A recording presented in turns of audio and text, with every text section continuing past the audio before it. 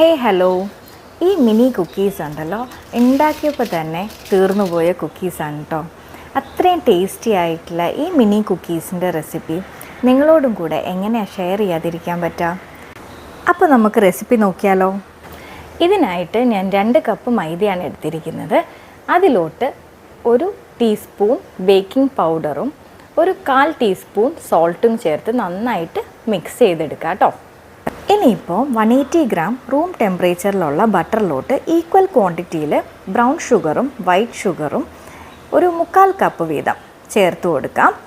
നന്നായിട്ടൊന്ന് ബ്ലെൻഡ് ചെയ്തെടുക്കാം കേട്ടോ.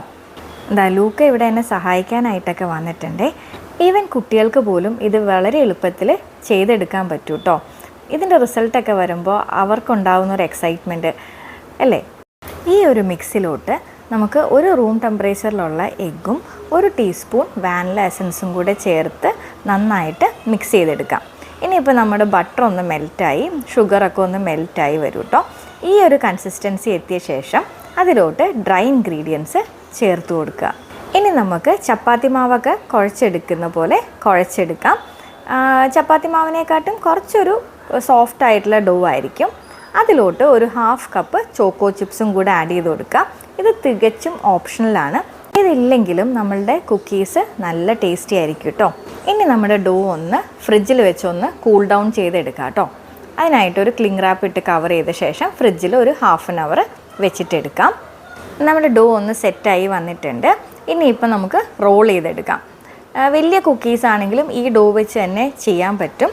ഞാനിവിടെ മിനി കുക്കീസ് ചെയ്യുന്നതുകൊണ്ട് തന്നെ ഈ ഒരു സൈസിലാട്ടോ ചെയ്തെടുക്കുന്നത്. ഇനി നമുക്ക് 180 ഡിഗ്രിയിൽ ഒരു 20 to 25 മിനിറ്റ്സ് ഒന്ന് ബേക്ക് ചെയ്തെടുക്കാം. ഇവിടെ നമ്മുടെ മിനി കുക്കീസ് റെഡി ആയിട്ടുണ്ട്. ഇതൊന്ന് കൂൾ ഡൗൺ ചെയ്ത ശേഷം ഒന്നും കൂടെ ഇത് ക്രിസ്പി ആയി വരും കേട്ടോ. ഈ മിനി കുക്കീസ് വൈറ്റ് ചോക്ലേറ്റിൻ്റെ കൂടെയും ന്യൂട്ടെല്ല ഡിപ്പിൻ്റെ കൂടെയൊക്കെ അടിപൊളി കോമ്പിനേഷനാണ് കേട്ടോ. ഫസ്റ്റ് ബാച്ച് കൊണ്ട് വെച്ചപ്പോൾ തന്നെ തീർന്നു പോയി എന്ന് പറഞ്ഞില്ലേ. അപ്പോൾ എല്ലാവരും ഉണ്ടാക്കുമ്പോൾ കുറച്ച് കൂടുതൽ ഡോ പ്രിപ്പയർ ചെയ്തോളൂ. ഇതൊരു 2 ആഴ്ച വരെയൊക്കെ നമുക്ക് ഫ്രിഡ്ജിൽ സ്റ്റോർ ചെയ്യാൻ പറ്റും. അപ്പോൾ എല്ലാവരും ട്രൈ ചെയ്ത് അഭിപ്രായം പറയണം കേട്ടോ. താങ്ക്